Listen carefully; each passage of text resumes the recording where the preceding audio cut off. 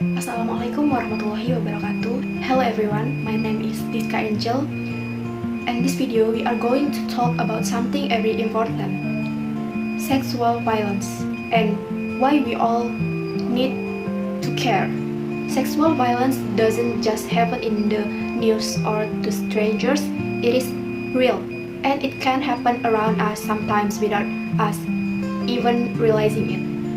But don't worry, this video is not here to scare you. We are here to understand what sexual violence really is, how to recognize it, how to prevent it, and most importantly, how we can be part of the solution. So let's start this conversation together because creating safe space begins with awareness. Stop kekerasan seksual, sadar, peduli, dan bertindak. Pernah nggak sih kita mikir, mungkin aja di sekitar kita, teman, tetangga, adik, atau orang yang setiap hari kita temui sedang menyimpan luka karena kekerasan seksual. Dan perlu kita pahami, kekerasan seksual itu bukan cuma soal pemerkosaan, tapi juga bisa berupa siulan, komentar soal tubuh, tatapan yang bikin risih, sentuhan tanpa izin, sampai kiriman foto yang tak senonoh. Yang lebih menyakitkan, seringkali pelakunya bukan orang asing, tapi justru orang yang kita kenal, seperti guru, pacar, teman, bahkan keluarga. Masih banyak yang menganggap ini sepele, cuma bercanda, atau bahkan pakaiannya juga sih yang terlalu terbuka. Tapi coba kita balik situasinya. Kalau kita terjadi ke orang yang kita sayangin, adik kita, sahabat kita, masihkah kita bisa bilang itu cuma lelucon? Ada beberapa bentuk kekerasan seksual. Kekerasan seksual itu punya banyak wajah. Yang pertama itu ada yang verbal, contohnya seperti komentar cabul, siulan, atau ejekan soal tubuh. Yang kedua, ada yang visual. Ini merupakan seperti memperlihatkan bagian tubuh secara sengaja atau mengirimkan gambar porno tanpa seizin pihak korban. Dan ada yang fisik. Ini berupa sentuhan tanpa persetujuan, meraba, memaksa pelukan hingga hubungan seksual yang dipaksa.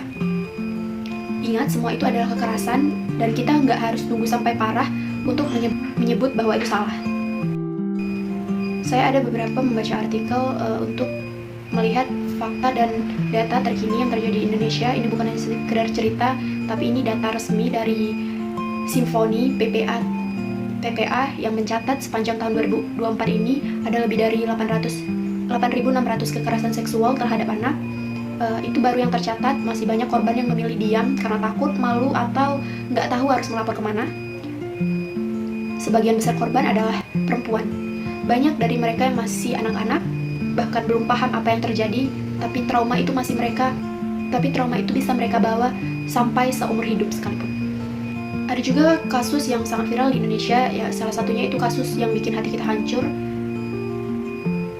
Kasus CNA. Seorang anak perempuan 7 tahun di Banyuwangi yang diduga diperkosa dan ditemukan meninggal dunia. Kasus ini sempat viral, tapi pertanyaannya, berapa banyak kasus lain yang nggak sempat muncul ke permukaan? Dan yang lebih menyedihkannya lagi, meski kasus ini sudah viral, seringkali pelaku tetap bebas, atau malah korban yang lain yang disalahkan. Ada juga sempat isu krusial yang tersembunyi. Ini akar yang lebih dalam.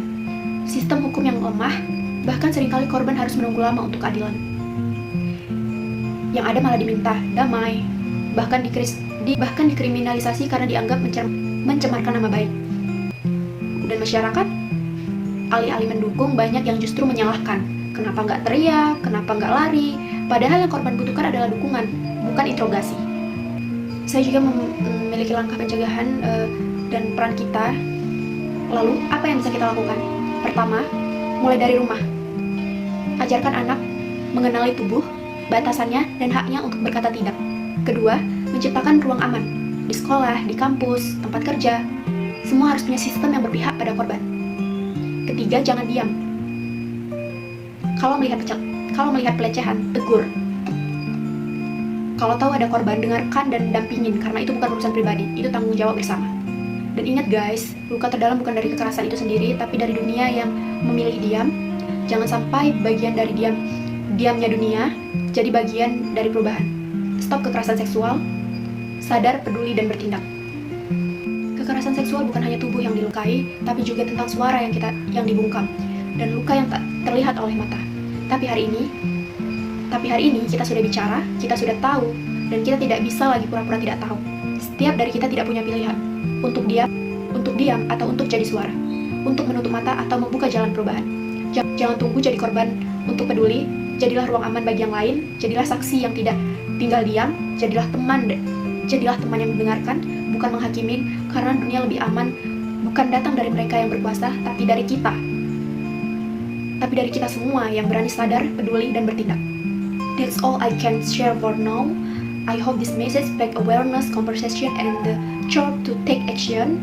Remember, stopping sexual violence starts with all for us. Thank you for listening. Stay safe, stay aware, and let's stand together for a safer world.